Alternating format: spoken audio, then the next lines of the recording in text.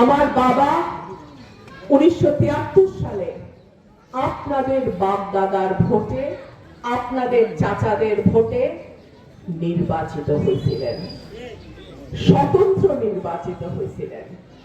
আমি জানি না বাপের মতোই বেটিরও কপাল কিনা, বাপও স্বতন্ত্র, বেটিও স্বতন্ত্র, জানি না এটা সময়। তবে স্বতন্ত্র হইলেও আপনার বাপ চাচারা কিন্তু ভুল করে নাই। আপনাদের বাপ চাচারা কিন্তু আমার বাপকে বুকের মধ্যে নিয়ে নিছিল, তারে ভোট দিছিল। কিন্তু আওয়ামী লীগ, শেখ হাসিনার পিতা শেখ মুজিবুর রহমান তারে জিততে দেয় নাই। পরের দিন যেদিন ভোট, সেদিন ঘোষণা হইল অলি আহাদ এমপি ব্রাহ্মণবাড়িয়া, তখন সরাইল, নাসিরনগর, সদর, বিজয়নগর মিলাইয়া একটা আসন জিতে গেছে। পরের দিন সরকারি ভাবে ঘোষণা দিল, না, তাহেরউদ্দিন ঠাকুর জিতছে। আমার বাবার কবরে যাওয়া পর্যন্ত এই কষ্ট তার বুকের ভিতরে ছিল। 2018 সালে দল বলেছিল তুমি ঢাকা থেকে নির্বাচন করো, আমি বলেছিলাম না।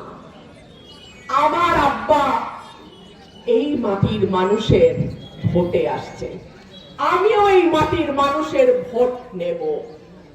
আল্লাহ যদি আমার তকদিরে রাখে, মানুষ যদি আমাকে ভালোবাসে, এই এলাকা থেকে আমি এমপি নির্বাচিত হব ইনশাআল্লাহ।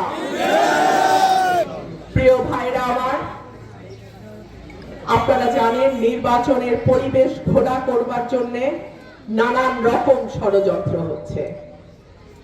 শহীদ ওসমান হাদির জানাজা হয়েছে আজকে ঢাকায়, লোকে লোকারণ্য সেই জানাজা। জানি না শহীদ ওসমান হাদির পরে কার নাম আছে। নির্বাচনকে বানচাল করবার জন্য পতিত স্বৈরাচারের লোকজন যেমন চেষ্টা করছে, একইভাবে দেশের ভেতরেও কিন্তু ষড়যন্ত্র থেমে নাই।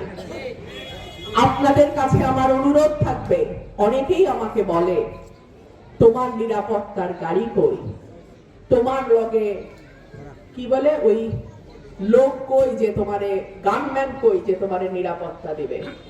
আমি বলি মানুষের নিরাপত্তার হেফাজতকারী একমাত্র আল্লাহ, আর জমিনে আমার ভাইয়েরা। এতগুলা ভাই থাকার পরেও যদি আমার জীবন যায় নির্বাচন করতে গিয়ে, তাহলে আমি ধরে নেব সেইটা মহান আল্লাহর ফয়সালা, এবং সেই ফয়সালার সঙ্গে আমরা এক আছি। আমিন।